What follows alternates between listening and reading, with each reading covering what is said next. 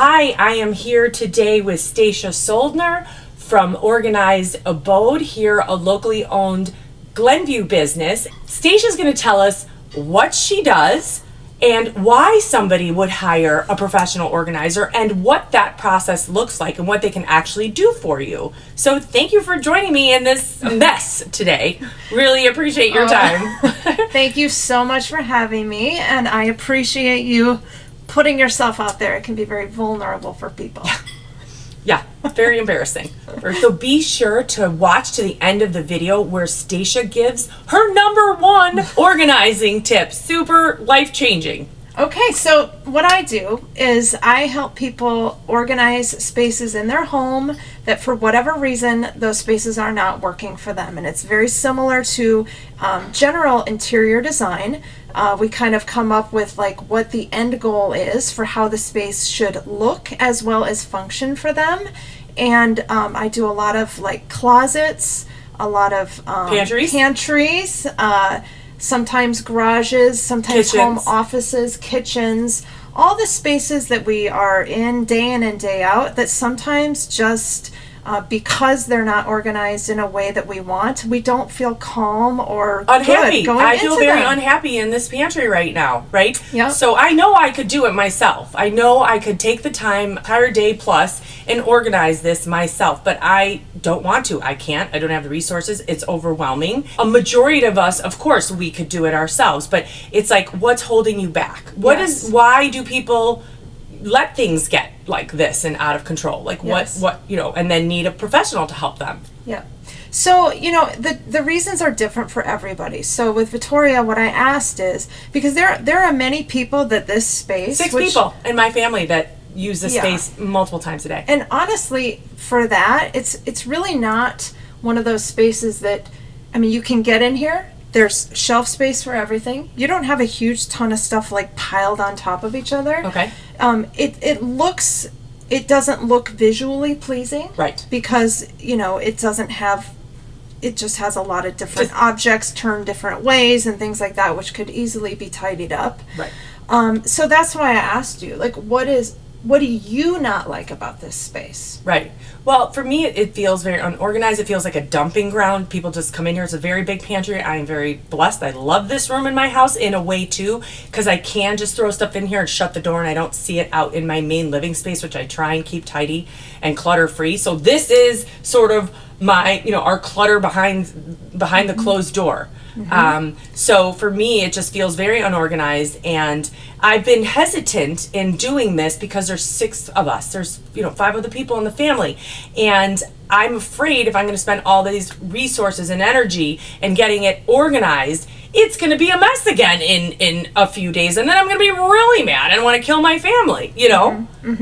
And I say, when I come into this space right now, I don't have, as an outsider, a clear vision for every zone in this space. Okay. And until that's clearly defined and obvious to anybody who walks in, it's really hard to get people to put things where they belong if that is not clear. Oh, yep. So I understand your fear. It's a valid fear to not want to spend a bunch of money and then see no results from it. But, or have it be undone very quickly. Yes. That's the frustration, right? And And truly, organization is an ongoing thing. But often what the organizer comes in to do is to help you set up the system, which you then need to maintain. And also we do sometimes come in as organizers, maybe a couple times a year, and help you do a refresh or a reset, maintenance as they call it, to help you with that. But we go back to what we set up, and it's because it's a process. Right. So Stacia, how long have you been doing organization, and what kind of brought you into this field? So I've been organizing for many years, before organizing was a known profession. Oh. I've done a lot of organizing of people's homes, worked with people who have some hoarding issues to help get their space functional, and it's just been a passion I've had over the years. And then I've had administrative jobs that really I oversaw a lot of many different departments, and it's really helped me hone kind of my skills of organization, but also to really truly believe in the importance of how important it is to have systems and to be able to keep your stress levels low, because you're an organized person. And so I've been doing it on and off for a long time, and I got really hooked on the show The Home Edit, and I realized I could be doing this like full-time. As not a full-time just, job. Yeah, not just for friends and family doing it, for fun, but like really make a living out of doing this. And so I have stepped away from my bigger stress, high intensity jobs, and now this is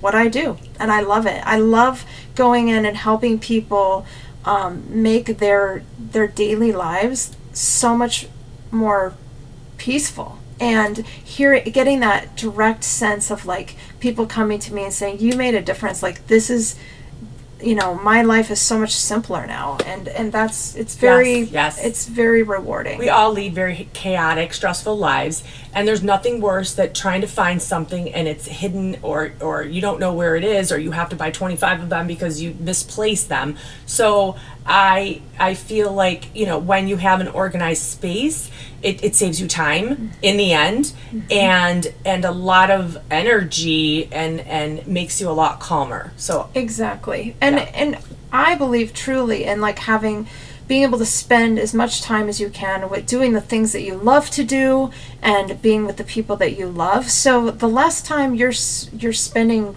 dealing with things that make your life stressful and take away from what you want to be doing, like that's what I want to help with. That's great. So the process for every family and every space is different, right? Yes. So what does that look like, and what can someone expect when they hire a professional organizer such as yourself? Yes. So the first thing that I want to make sure I do is understand what is not working for you. Okay. And what is your goal? So what I hear you say in this space is it feels like it's become a dumping ground. But at the same token, I also hear you saying you like having a space where you can throw things. Yes. Okay? So we have to work within that. So you want to have a place to throw things, but what I'm hearing or what I've heard you say is you want to be able to come in and not have it feel cluttery. Right. Feel cluttery and organized, where I've got, syrup here and then syrup there and then something else up there that makes no sense. Exactly. So when I come in, I'm going to get to the root of what's not working for you. And then I'm going to also ask a lot of questions about how you and or your family functions in the space. So for example, Vittoria here has these all-purpose flowers, which this is what we would call decanting. So she buys a flower, she has to take it out of the package, she has to dump it into here every time she needs new flower. And that seems to be a system that's working for you. Yes, and they're all labeled. Yep. And she's keeping up the system. Did that 10 years ago, and I am keeping up the system Yes. because nobody else in my family really uses that, the baking stuff except for me. Yes. So and so I asked her, because they have a lot of pasta here. We like pasta. We're Italian. And a lot of people like to take, they buy these things for pasta. And when I kind of brought that up, so you would say buy a container and put all of the pasta for, the special kind farfalle in that specific container, because we have like 5 boxes of this. Now that would be one option. Okay. I mean, I would bring that option up to a client and say, is this going to be something that you're reasonably going to keep up? Your answer was no. No way. So I'm not going to suggest buying a bunch of jars that nobody's going to take the time to keep up the system. So what I would say in that sense is possibly considering getting some bins, so that instead of having these things all piled all over, we start separating a little bit. So the pasta boxes would live in a pasta bin. Is that right? Yep. So everybody can see all the pasta goes in the bin. Yes. Yep. And put it in a way that's maintainable, that you can see what you have, that the label's showing. Good. It's low maintenance, but it looks a lot cleaner. Yeah. And then you can really start refining. So for example, we have a lot of grains mixed in with the lentils. Yeah. So you have beans, you have quinoa and rice. Yeah, and you could have different bins for those things. So you're further refining, so it doesn't just look like a big pile of stuff. Right. Which also helps you. You come in here, people, it's more separated and refined. Right, because I don't really know at the bottom of that pile I might have some stuff in there, that then I'll buy at the grocery store because I didn't realize that we had split peas under the big giant pile of all of my beans, right? Exactly. Okay. Yes. That's great. I really like that because I am also not a label person. Like, I don't do the label makers. I had somebody do the labels for my baking goods. I am not a label person, and if you ask me to make a label with a thing, I'm gonna start. My head's gonna spit off of my body. Yes, and I also do. That's a great point that you bring up, because I also like to, depending on what people are willing to keep up or what they're comfortable doing, we have labels where you can handwrite on them, and then you can erase it. So if you ever decide you now want to use that bin is not going to be pasta anymore, you can erase it off and handwrite something else. I love that. That for me, having something like that would be way more practical. Yes. Absolutely. So the bottom line is really about figuring out what works for you. And I think sometimes people have and what you can maintain over the long run. And that is part of what works for you, right? Yes. So what kind of system can we set up to get you that feeling of like peace and organization when you come in here, but knowing you can keep it up, and it's not going to be this like thing that adds 2 hours to your day every day, or 2 hours every time you go to the grocery store. You got to sit in here and do things that you're not going to do, So it's really about figuring out what the client wants and then adjusting and doing buying products and making up systems that are going to work for the client and their family, and that's what we do. So I know that I could actually organize this pantry myself, and I know a majority of people are like, well, I can organize the garage or the junk drawer or the kitchen or the pantry, but they don't do it. So why would someone hire a professional such as yourself to take on this project? Yeah. Why do people hire you? Yeah, so there's a lot of different reasons. Some people know how to organize or quite good at organizing, but they don't have time. Okay. There's other people who don't like it. And that's me too. I also don't like it. I would rather be doing a lot of other things than spending a day and a half in this pantry. Exactly. So it's just like, how a lot of us know how to clean our home, but and we don't like to. So some people don't know how to organize, honestly. Yes. Like, I had a really hard time for the longest time. I was reading books on organization because that's not intuitive to me. Yes. So and that is what an organizer does day in and day out. So we have a lot of knowledge that we bring in around products that are good that you might not be aware of. Right. Like the little labels you can write on. Yeah, right? exactly. I mean, that's what we do. So we're always researching those kind of things. We're always studying, pictures and reading articles about the best way to organize things that is easy for people. So we bring that knowledge in. That would be, it really comes down to, it could be just holding you accountable, just much like how many of us know how to work out, but we still hire a trainer. Because that's a great analogy. Absolutely. We know how to do it, but we just need someone to help us make sure it gets done. And so there are times, where I'll do a thorough consultation. I know exactly what they want, and I can just run with it. And there's other clients who prefer to work alongside me.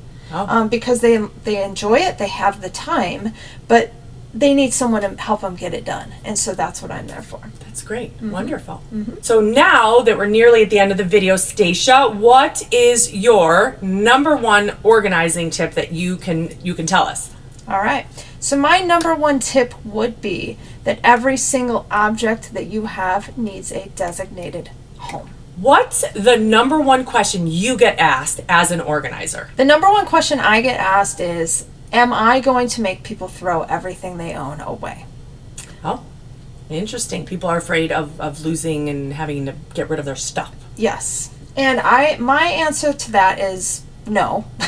But it's a little more complex than that. But I would say if we start with creating a vision for how they want the space to look, I usually don't start by making people throw things away. Now, in a pantry, if you have things that are expired, outdated obviously, and unsafe, it needs to go. Yes. Right. But this pantry has space right now for everything that's in it. So my go-to would not be, we need to just throw stuff away. Okay. I would say we get a vision for what we want. We start organizing everything. And at the point where it just becomes clear that you can't have, 55 cans of tuna and stop buying tuna at Costco. Yeah. Then we start making some decisions about we can't have it look the way we want without getting rid of something. Right. So it's a process. It's usually happens over the course of days, and it happens after I've started, not before I start working. Okay, so that's good. It's collaborative. She's not going to make you come in and just throw away half of your things. That's very comforting to me. Although I know I could probably use a good purge. Like who couldn't use a good purge these days? But that makes me feel a lot better that she's not going to just come in and make me completely overhaul this entire thing and get rid of half of my stuff in here. Well, thank you so much for joining us today. And how can we find you? So I have a website, organizedabode.com. If you go on there, you can get in touch with me, book a consultation, and we can talk through your space. I'm also on Facebook and Instagram. And then if you have any specific questions you'd like to ask, feel free to put them in the comments below, and Stacia will address those questions. Well, thank you so much. And I'm very excited to have Stacia come in and do an overhaul of this crazy space. So maybe we'll have a before and an after video. Let us know what you think, if that's something you guys would like to see. Thank you for taking the time with us today. Bye.